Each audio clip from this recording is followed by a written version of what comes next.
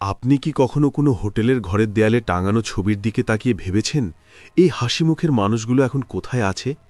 আমি ভাবি, কারণ আমি জানি আমার হোটেলের ৭ নম্বর ঘরের দেয়ালে যাদের ছবি টাঙানো হয় তারা আর কখনো পুরোপুরি ফিরে যেতে পারে না। তাদের শরীরেরা চলে যায়, কিন্তু তাদের এক টুকরো আত্মা এখানেই থেকে যায়, কাঁচ আর ফ্রেমে বন্দী হয়ে। আমার নাম গগন রাজবংশী। কালিম্পংয়ের এই পাহাড়ি ঢালে দাঁড়িয়ে থাকা হিমালয়ান নেস্ট লজটার ম্যানেজার আমি। বয়স ৫০-এর কোঠা পেরিয়েছে। আমার যৌবনের শুরুটা হয়েছিল এই লজেরই একজন সাধারণ কর্মচারী হিসেবে, আর আজ আমি এর সর্বেসর্বা। এই লজের প্রতিটা ইট, প্রতিটা কাঠের আসবাব, প্রতিটা জানলার কাঁচ আমার বড় চেনা। লজটা বানিয়েছিলেন কলকাতার এক বাঙালি জমিদার তার স্ত্রীর জন্য, তাই এর পরতে পরতে একটা পুরনো দিনের বাঙালিয়ানার গন্ধ লেগে আছে। আমাদের লজে মোট ১০টা ঘর আছে। প্রত্যেকটা ঘরই সুন্দর, প্রত্যেকটা থেকেই কাঞ্চনজঙ্ঘার অপরূপ দৃশ্য দেখা যায়। কিন্তু ৭ নম্বর ঘরটা, ওটা একটু আলাদা। ওটা লজের সেরা ঘর। কোণার দিকে হওয়ায় দুটো বড় বড় জানলা আছে, যেখান থেকে সূর্যোদয় আর সূর্যাস্ত দুটোই অসাধারণ লাগে। পর্যটকদের মধ্যে এই ঘরটা নিয়ে একটা অদ্ভুত চাহিদা আছে, কিন্তু আমরা পারতপক্ষে ঘরটা কাউকে দিতে চাই না। কেন? সেই উত্তরটা দেওয়ার জন্যই তো আজ আপনাদের আমার এই গল্প বলতে বসা। ৭ নম্বর ঘরের একটা অদ্ভুত ঐতিহ্য আছে। ঘরের একটা দেয়াল জুড়ে সারি সারি ছবি টাঙানো, বিভিন্ন মানুষের ছবি, কেউ একা, কেউ যুগলে, কেউ বা সপরিবারে। প্রত্যেকেই হাসি মুখে ক্যামেরার দিকে তাকিয়ে আছে। প্রথম দেখায় মনে হবে এটা হোটেলের একটা সুন্দর উদ্যোগ। যে সমস্ত অতিথিরাই ঘরে থেকে গেছেন তাদের স্মৃতিকে সম্মান জানাতে হয়তো এই ব্যবস্থা। রিসেপশনে জিজ্ঞাসাও করে অনেকে। আমি মৃদু হেসে বলি, হ্যাঁ, এখানকারই এটাই নিয়ম। যারা এই ঘরে থাকেন তারা চেক আউট করার সময় তাদের একটা ছবি আমাদের দিয়ে যান, আমরা সেটা ফ্রেমে বাঁধিয়ে দেয়ালে টাঙিয়ে দিই। কিন্তু আসল সত্যিটা এর চেয়েও অনেক বেশি ভয়ঙ্কর। আসল সত্যিটা হলো, ওই দেয়ালে টাঙানো অর্ধেকের বেশি ছবি অতিথিরা আমাদের দিয়ে যাননি। তারা চেক আউট করে চলে যাওয়ার পর পরের দিন সকালে ঘর পরিষ্কার করতে গিয়ে দেখা যায় দেয়ালের খালি জায়গায় একটা নতুন ছবি টাঙানো হয়ে গেছে, নিখুঁতভাবে ফ্রেমে বাঁধানো, কাঁচ দিয়ে ঢাকা। সেই ছবিটা ওই অতিথিরই, যিনি আগের দিন পর্যন্ত ওই ঘরে ছিলেন। সবচেয়ে ভয়ের ব্যাপার হলো, ছবিগুলো এমনভাবে তোলা যেন মানুষটা জানেই না তার ছবি তোলা হচ্ছে। ক্যান্ডিড ছবি যাকে বলে। ছবিতে তাদের মুখের হাসিটা থাকে, কিন্তু চোখগুলো থাকে কেমন যেন শূন্য, কেমন যেন বিষণ্ণ। মনে হয় তাদের শরীরটা চলে গেলেও তাদের আত্মার একটা অংশ যেন ওই ছবির ফ্রেমে আটকে গেছে। এই ঘটনাটা আমি প্রথম লক্ষ্য করি আজ থেকে প্রায় ১৫ বছর আগে। তখন আমি সবে অ্যাসিস্ট্যান্ট ম্যানেজার হয়েছি। ৭ নম্বর ঘরে এক বয়স্ক দম্পতি এসে উঠেছিলেন। খুব হাসি খুশি, প্রাণবন্ত মানুষ। দুদিন থেকে চলে গেলেন। যাওয়ার সময় বলে গেলেন, গগনবাবু, আমাদের এই ঘরটার এর পরিবেশটা বড় মায়াবী, আবার আসব। পরের দিন সকালে যখন আমি রাউন্ডে বেরিয়েছি, তখন ক্লিনার ছেলেটা দৌড়ে এসে আমাকে বলল, দাদা, ৭ নম্বর ঘরে চলুন, একটা অদ্ভুত জিনিস দেখবেন। আমি ঘরে ঢুকে দেখলাম দেয়ালের একটা ফাঁকা জায়গায় ওই দম্পতির একটা ছবি টাঙানো। ছবিতে ভদ্রলোক বারান্দার ইজি চেয়ারে বসে বই পড়ছেন, আর ভদ্রমহিলা তার কাঁধে মাথা রেখে কাঞ্চনজঙ্ঘার দিকে তাকিয়ে আছেন। একটা নিখুঁত, সুন্দর মুহূর্ত। কিন্তু ছবিটা তুলল কে, আর এত তাড়াতাড়ি ফ্রেমে বাঁধিয়ে টাঙালই বা কে? আমি হোটেলের মালিককে বিষয়টা জানালাম। তিনি হেসে উড়িয়ে দিয়ে বললেন, আরে ও কিছু না, হয়তো ওনারাই শখ করে টাঙিয়ে দিয়ে গেছেন। কিন্তু আমি জানতাম ব্যাপারটা অত সহজ নয়, কারণ আমি নিজে তাদেরকে চেক আউট করিয়েছিলাম। তাদের হাতে কোনো ছবি বা ফ্রেম ছিল না। সেই শুরু। তারপর থেকে এমন ঘটনা প্রায়ই ঘটতে লাগল। যে সমস্ত অতিথিরা নিজেরা ছবি দিয়ে যেতেন তাদের ছবির চোখগুলো স্বাভাবিক থাকত, কিন্তু যাদের ছবি আপনা আপনি দেয়ালে চলে আসত তাদের ছবির চোখগুলো, ওই চোখগুলোর দিকে বেশিক্ষণ তাকিয়ে থাকা যেত না। মনে হতো ওরা যেন কাঁচের ভিতর থেকে আমার দিকে তাকিয়ে করুণা ভিক্ষা করছে। আমরা চেষ্টা করেছিলাম ওই ঘরটা বন্ধ করে দেওয়ার, কিন্তু মালিক রাজি হননি, কারণ ওটা ছিল হোটেলের সবচেয়ে দামি আর চাহিদার ঘর। তিনি আমাকে নির্দেশ দিলেন এই বিষয়টা যেন কোনোভাবেই বাইরে ফাঁস না হয়। কিন্তু সত্যি আর কি চাপা থাকে? ধীরে ধীরে হোটেলের কর্মচারীদের মধ্যে ব্যাপারটা নিয়ে কানাঘুষো শুরু হলো। অনেকেই রাতে ওই ঘরের পাশ দিয়ে যেতে ভয় পেত। বলতো ঘর থেকে নাকি মাঝে মাঝে ফিসফিস করে কথা বলার আওয়াজ আর চুরির শব্দ শোনা যায়। বছর 10 আগে একদল কলেজ ছাত্রছাত্রী এসে উঠেছিল আমাদের হোটেলে। তাদের মধ্যে দুজন, এক কাপল, ওই ৭ নম্বর ঘরেই ছিল। ছেলেটার নাম ছিল আকাশ আর মেয়েটার নাম মেঘা। খুব হাসি খুশি, চঞ্চল, সারাদিন হাতে হাত ধরে ঘুরে বেড়াতো। তাদের দেখে আমারও ভালো লাগতো। তারা 3 দিন পর চলে গেল। যাওয়ার আগে আমাকে বলে গেল, আঙ্কেল, আমরা পরের বছর আবার আসব, তখন কিন্তু এই 7 নম্বর ঘরটাই আমাদের জন্য রাখবেন। আমি শুধু একটা শুকনো হাসি ছাড়লাম।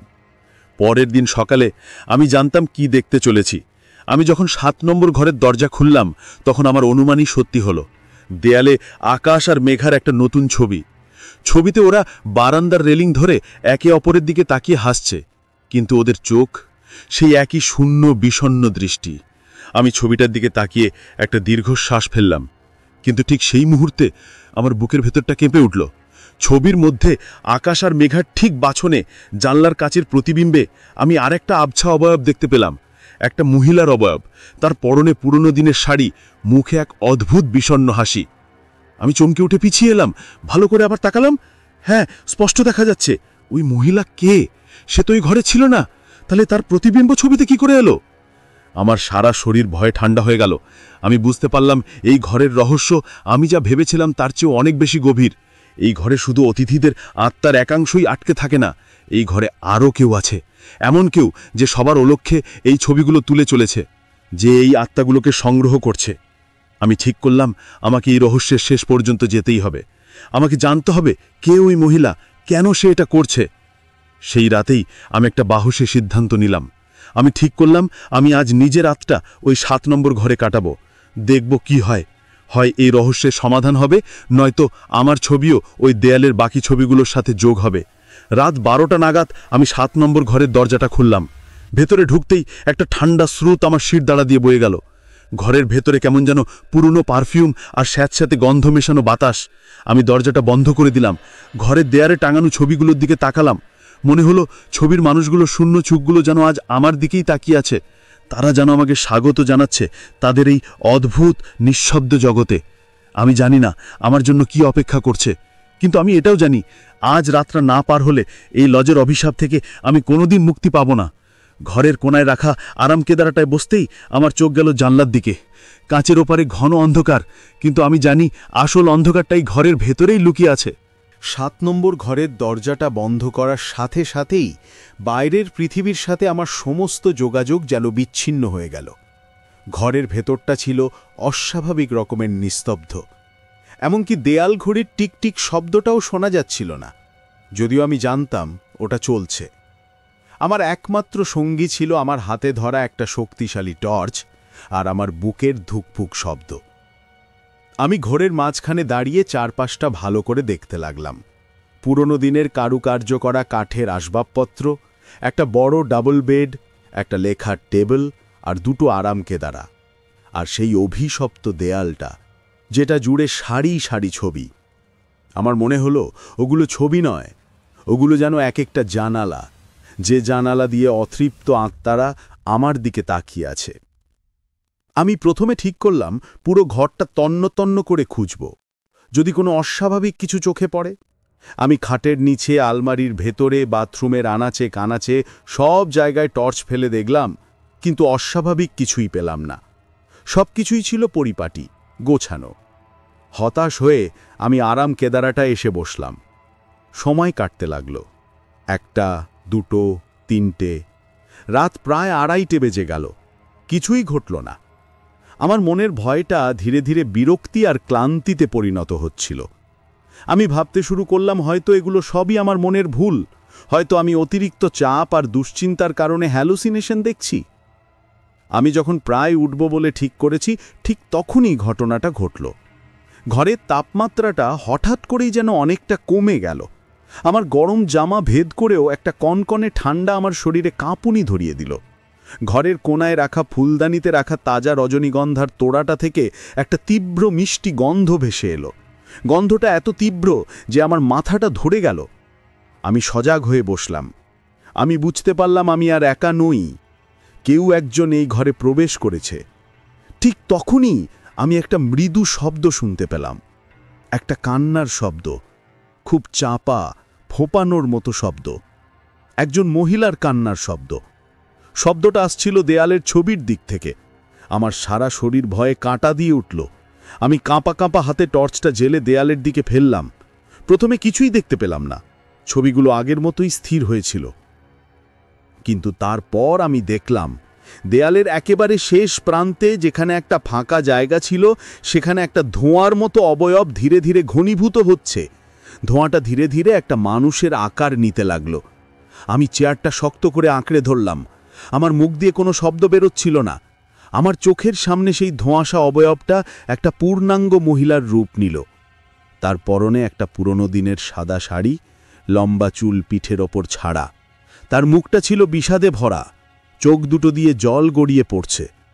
আমি আগের দিন আকাশ আর মেঘার ছবির প্রতিবিম্বে যাকে দেখেছিলাম, সেই মহিলা। সে আমার দিকে তাকালো না, সে শূন্য দৃষ্টিতে সামনের দিকে তাকিয়ে রইল। তারপর সে খুব ধীরে ধীরে, প্রায় ভেসে ভেসে ঘরের মাঝখানে এসে দাঁড়ালো। সে একবার পুরো ঘরটার দিকে চোখ বোলালো। তার চোখে ছিল এক গভীর মমতা আর অধিকার বোধ। মনে হলো এই ঘরটা যেন তারই। তারপর সে কান্নায় ভেঙে পড়ল। তার কান্নার শব্দে ঘরের বাতাস ভারী হয়ে উঠল। আমার মনে হলো তার কান্নার মধ্য দিয়ে যেন বহু বছরের জমে থাকা কষ্ট আর যন্ত্রণা বেরিয়ে আসছে। আমি সাহস করে আমার কাঁপা গলাতেই জিজ্ঞাসা করলাম, কে আপনি? আপনি কি চান? আমার কথা শুনে তার কান্নাটা থেমে গেল। সে খুব ধীরে ধীরে আমার দিকে মুখ ঘোরালো। তার মুখটা ছিল অসম্ভব সুন্দর, কিন্তু বিষাদের ছায়ায় ঢাকা। তার চোখ দুটো ছিল গভীর, যেন দুটো কালো দিঘি। সে কোনো উত্তর দিল না। সে আমার দিকে এক দৃষ্টে তাকিয়ে রইল। তার চোখে কোনো রাগ বা হিংসা ছিল না, ছিল শুধু একরাশ প্রশ্ন আর অভিমান। তারপর সে তার হাতটা বাড়ালো। তার আঙুলগুলো ছিল লম্বা আর ফ্যাকাশে। সেই ইশারা করে আমাকে দেয়ালের ছবিগুলোর দিকে দেখালো। আমি তার ইশারার অর্থ বুঝতে পারলাম না। আমি বললাম, আমি আপনার কথা বুঝতে পারছি না, দয়া করে বলুন আপনি কে? এবার সে মুখ খুলল। তার গলার স্বরটা ছিল ফিসফিসে, যেন অনেক দূর থেকে ভেসে আসছে। সে বলল, ওরা সবাই আমার অতিথি, ওরা আমার একাকিত্ব দূর করে। তার কথা শুনে আমি আরও বিভ্রান্ত হয়ে গেলাম। আমি বললাম, কিন্তু আপনি ওদের আত্মার একাংশকে আটকে রেখেছেন, এটা তো ঠিক নয়, ওদের মুক্তি দিন। আমার কথা শুনে তার মুখে একটা করুণ হাসি ফুটে উঠল। সে বলল, মুক্তি? মুক্তি তো আমারও মেলেনি। এই ঘরটা আমাকে বন্দি করে রেখেছে, আমিও মুক্তি চাই। এই বলে সে আবার কান্নায় ভেঙে পড়ল, আর কাঁদতে কাঁদতেই তার শরীরটা আবার ধোঁয়ায় পরিণত হতে শুরু করল। কিছুক্ষণের মধ্যেই সে সম্পূর্ণ বাতাসে মিলিয়ে গেল। ঘরের তাপমাত্রা আবার স্বাভাবিক হয়ে এলো। রজনীগন্ধার সেই তীব্র গন্ধটাও আর নেই। সবকিছু আবার আগের মতো শান্ত, নিস্তব্ধ। আমি চেয়ারে বসে হাঁপাতে লাগলাম। আমার সারা শরীর ঘামে ভিজে গেছে। আমি যা দেখলাম তা কি সত্যি, নাকি আমার মনের ভ্রম? আমি জানি ওটা কোনো ভ্রম ছিল না। আমি এক অতৃপ্ত আত্মার মুখোমুখি হয়েছিলাম, এক দুঃখী একাকী আত্মা, যে নিজেও বন্দী এবং অন্যদেরও তার একাকিত্বের সঙ্গী করতে চায়। কিন্তু সে কে? কেন সে এই ঘরে বন্দী? তার মুক্তির উপায় বা কি? আমি বুঝতে পারলাম এই রহস্যের সমাধান করতে গেলে আমাকে এই লজের ইতিহাস জানতে হবে।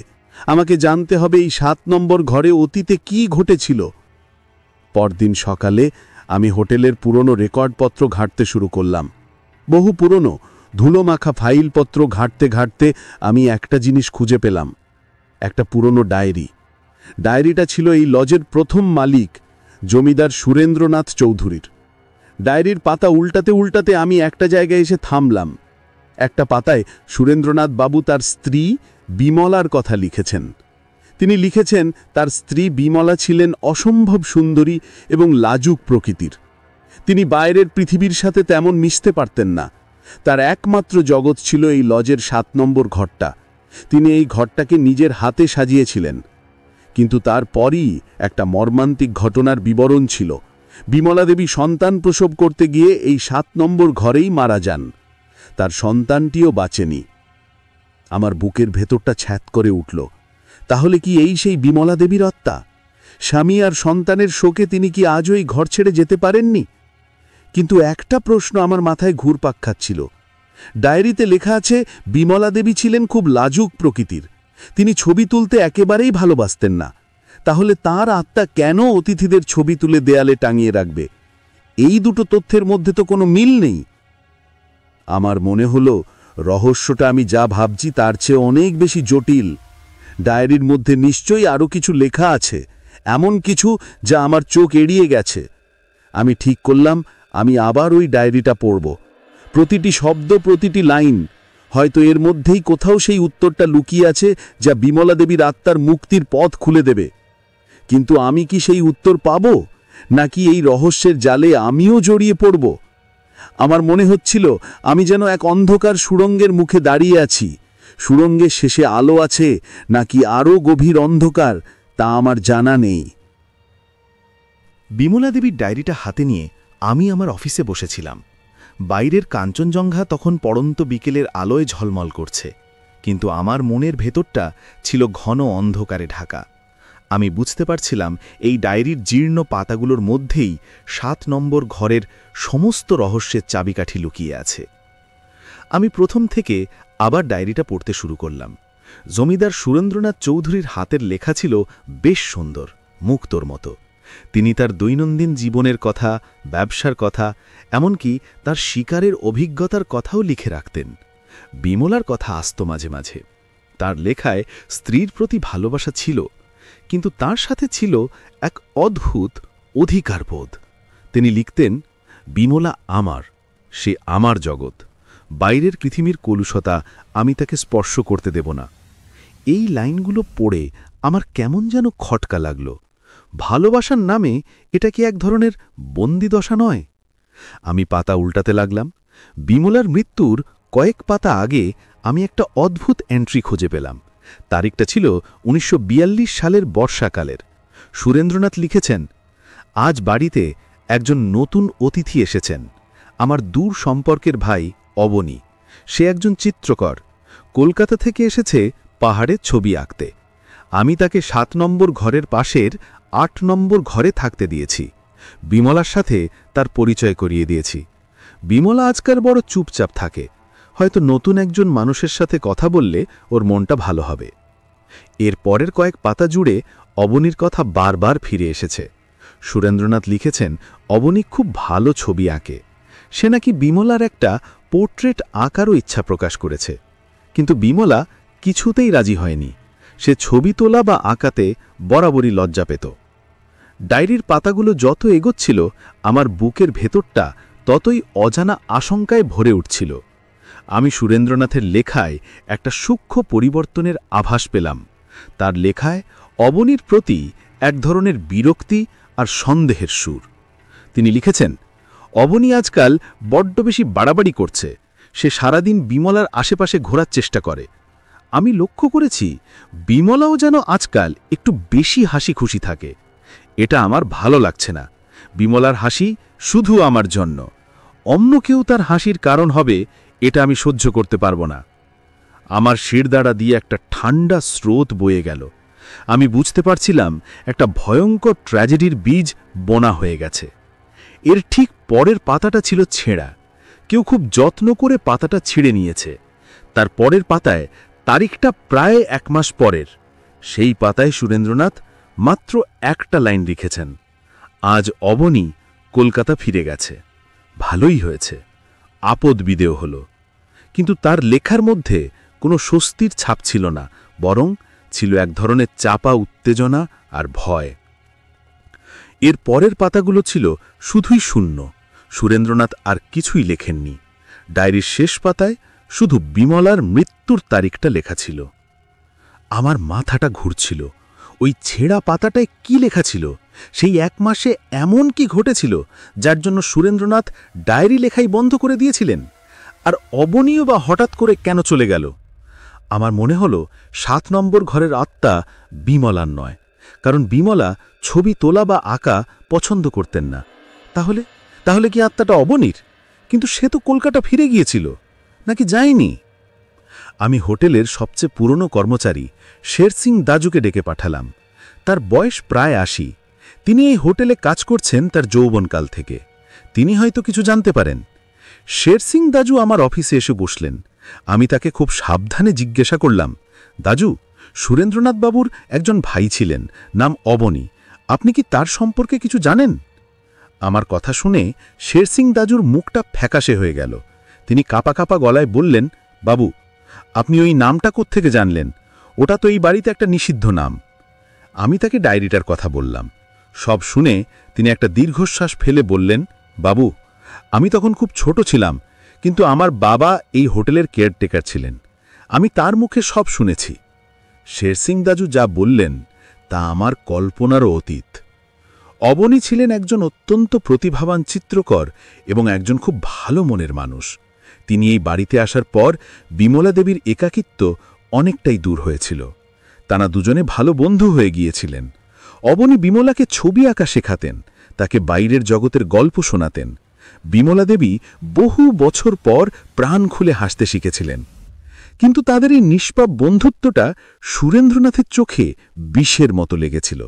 তার অসুস্থ মন সন্দেহ করতে শুরু করেছিল যে বিমলার সাথে অবনীর কোনো অবৈধ সম্পর্ক আছে।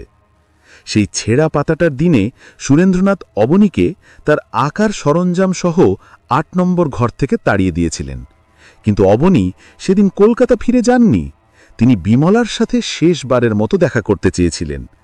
সেদিন রাতে যখন সুরেন্দ্রনাথ বাড়িতে ছিলেন না, তখন অবনী লুকিয়ে ৭ নম্বর ঘরে বিমলার সাথে দেখা করতে আসেন।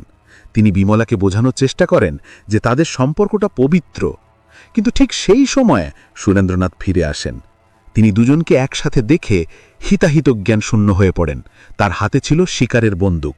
তিনি অবনীকে লক্ষ্য করে গুলি চালান, কিন্তু বিমলা দেবী অবনীকে বাঁচানোর জন্য তার সামনে এসে দাঁড়ান। গুলিটা গিয়ে লাগে বিমলার বুকে। আমার মুখ দিয়ে একটা অস্ফুট আর্তনাদ বেরিয়ে এলো। তাহলে বিমলা দেবীর মৃত্যু সন্তান প্রসব করতে গিয়ে হয়নি, তাকে খুন করা হয়েছিল।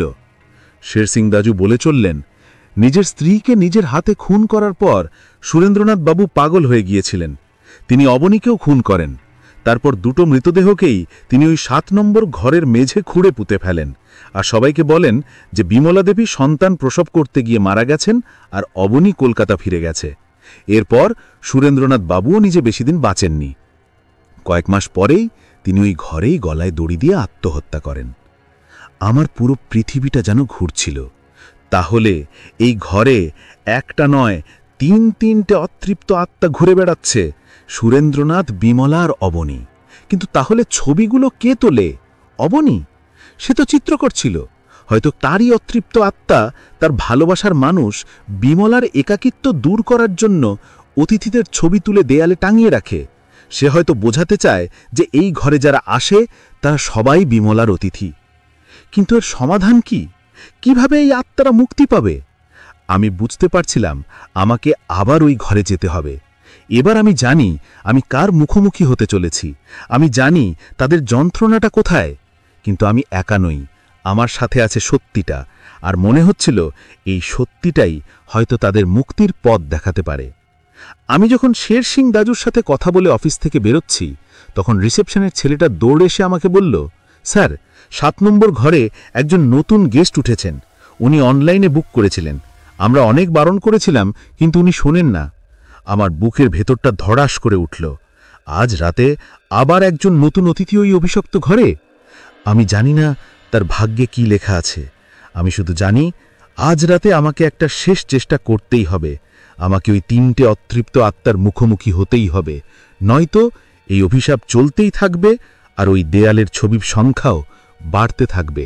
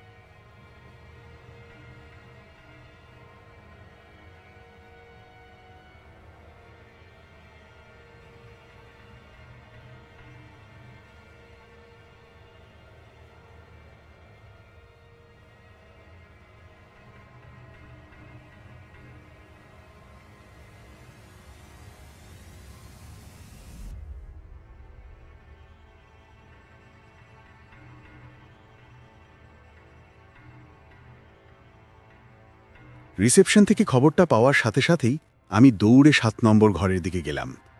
আমার মাথায় তখন একটাই চিন্তা, নতুন অতিথিকে যে কোনো উপায়ে ওই ঘর থেকে বের করে আনতে হবে।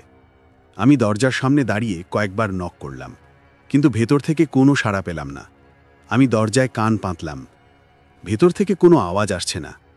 একটা অস্বাভাবিক থমথমে নিস্তব্ধতা। আমার ভয়টা আরও বেড়ে গেল।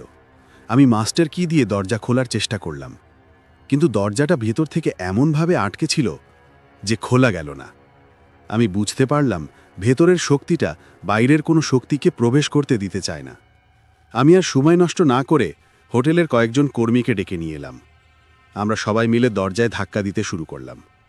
কয়েকবার সজোরে ধাক্কা দেওয়ার পর পুরনো দিনের কাঠের দরজাটা অবশেষে ভেঙে গেল। ভেতরে ঢুকেই আমরা সবাই স্তব্ধ হয়ে গেলাম। ঘরের ভেতরটা ছিল বরফের মতো ঠান্ডা। নতুন অতিথি, বছর 30-এর এক যুবক বিছানার ওপর বসেছিলেন। তার চোখ দুটো ছিল অপলক। তিনি দেওয়ালের ছবিগুলোর দিকে তাকিয়েছিলেন। তার মুখে কোনো ভয় বা আতঙ্কের ছাপ ছিল না, বরং ছিল এক অদ্ভুত প্রশান্তি, যেন তিনি সম্মোহিত হয়ে আছেন। আর তার পাশে বিছানার প্রান্তে বসেছিল সেই মহিলার ছায়ামূর্তি, বিমলা দেবী। তিনি যুবকের মাথায় খুব স্নেহের সাথে হাত বুলিয়ে দিচ্ছিলেন। ঘরের অন্য কোণে ইজেলের সামনে দাঁড়িয়েছিল আরেকটা ছায়ামূর্তি, অবনী। তার হাতে একটা অদৃশ্য তুলি, সেই যেন দেওয়ালে ওই যুবকের ছবিটা আঁকছে। আর দরজার ঠিক পেছনে অন্ধকারের মধ্যে দাঁড়িয়েছিল তৃতীয় মূর্তিটা, সুরেন্দ্রনাথ। তার চোখে ছিল তীব্র যন্ত্রণা আর অনুশোচনা। হোটেলের কর্মীরা এই ভয়ঙ্কর দৃশ্য দেখে ভয় চিৎকার করে পালিয়ে গেল। আমি একা দাঁড়িয়ে রইলাম। আমার ভয় করছিল, কিন্তু আমি জানতাম আজ যদি আমি পালিয়ে যাই তাহলে আর কোনো দিন এই রহস্যের সমাধান হবে না। আমি সাহস করে বললাম, দয়া করে থামুন। আপনারা যার সাথে যা করেছেন তা যথেষ্ট হয়েছে। এবার মুক্তি দিন, নিজেদেরও মুক্তি দিন, আর এই অসহায় মানুষগুলোকেও। আমার কথা শুনে 3টে আত্মাই আমার দিকে তাকালো। সুরেন্দ্রনাথের চোখে ছিল ভয়, বিমলার চোখে ছিল করুণা, আর অবনীর চোখে ছিল প্রশ্ন। আমি ডায়েরিটা বের করে তাদের সামনে তুলে ধরলাম। বললাম, আমি সব জানি। আমি জানি আপনাদের সাথে কি হয়েছিল। সুরেন্দ্রবাবু, আমি আপনার যন্ত্রণা বুঝতে পারছি। আপনি আপনার স্ত্রীকে ভালোবাসতেন, কিন্তু আপনার ভালোবাসাটা ছিল একটা খাঁচার মতো। আপনি কোনোদিন তাকে বুঝতে চেষ্টা করেননি। তারপর আমি বিমলার দিকে তাকিয়ে বললাম, দেবী, আপনি আপনার স্বামীর অন্যায়ের শিকার, কিন্তু আপনি অবনীকে বাঁচিয়ে প্রমাণ করে দিয়েছেন যে আপনার মনটা কত বড়। আপনি একাকী, তাই আপনি এদের আত্মার একাংশকে আটকে রাখেন, কিন্তু এটা কোনো সমাধান নয়। শেষে আমি অবনীর দিকে ফিরলাম, বললাম, আর আপনি অবনীবাবু, আপনি একজন শিল্পী। আপনি ভালোবাসার মূল্য বোঝেন। আপনি বিমলা দেবীর একাকিত্ব দূর করতে চান, তাই আপনি এই ছবিগুলো আঁকেন। কিন্তু আপনি কি বুঝতে পারছেন না, এই ছবিগুলো আসলে এক একটা কারাগার? আমার কথাগুলো শুনে ঘরের নিস্তব্ধতা আরও গভীর হলো। 3টে আত্মাই একে অপরের দিকে তাকাতে লাগল। মনে হলো বহু বছর পর তারা একে অপরের যন্ত্রণাটা বুঝতে পারছে। আমি আবারও বললাম, আপনাদের 3 জনের ভাগ্য এক সুতোয় বাঁধা। একজনের মুক্তি না হলে কারোরই মুক্তি হবে না। সুরেন্দ্রবাবু, আপনাকে আপনার ভুলের জন্য ক্ষমা চাইতে হবে। বিমলা দেবী, আপনাকে ক্ষমা করতে হবে। আর অবনীবাবু, আপনাকে আপনার ভালোবাসা আর শিল্পকে এই ঘরের দেওয়াল থেকে মুক্তি দিতে হবে। আমার কথা শেষ হতেই একটা অদ্ভুত ঘটনা ঘটল। সুরেন্দ্রনাথের ছায়ামূর্তিটা ধীরে ধীরে বিমলার সামনে এসে হাঁটু গেড়ে বসল। তার শরীরটা অনুশোচনায় কাঁপছিল। বিমলার চোখ দিয়ে জল গড়িয়ে পড়ল, কিন্তু এবার সেই জলে কোনো কষ্ট ছিল না, ছিল ক্ষমার শান্তি। তিনি তার হাতটা বাড়িয়ে সুরেন্দ্রনাথের মাথায় রাখলেন। আর অবনী, সে তার অদৃশ্য তুলিটা দিয়ে দেওয়ালের দিকে একটা শেষ ইশারা করল। সাথে সাথেই দেওয়ালের সমস্ত ছবিগুলো থেকে একটা উজ্জ্বল সাদা আলো বেরিয়ে আসতে লাগল। ছবিগুলোর ভেতরের মানুষগুলোর শূন্য চোখগুলো ধীরে ধীরে স্বাভাবিক হয়ে এলো। তারপর ছবিগুলো একে একে দেওয়াল থেকে খসে পড়তে লাগলো এবং মাটিতে পড়ার আগেই ধুলো হয়ে বাতাসে মিশে গেল। ঘরের তাপমাত্রা স্বাভাবিক হয়ে এলো। বিছানায় বসে থাকা যুবকটি যেন ঘোর থেকে জেগে উঠল। সে অবাক হয়ে আমাদের দিকে তাকিয়ে বলল, আমি এখানে কি করছি? আমি তার দিকে তাকিয়ে মৃদু হাসলাম। 3টে ছায়ামূর্তি ধীরে ধীরে স্বচ্ছ হতে শুরু করল। তারা একে অপরের হাত ধরল। তাদের মুখে আর কোনো যন্ত্রণা বা বিষাদের ছাপ ছিল না, ছিল শুধু এক পরম শান্তি।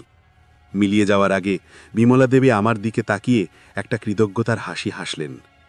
তারপর তারা সবাই এক উজ্জ্বল আলোর গোলকে পরিণত হয়ে জানলা দিয়ে বেরিয়ে গেল এবং রাতের আকাশে মিলিয়ে গেল। 7 নম্বর ঘরটা অবশেষে অভিশাপ মুক্ত হল।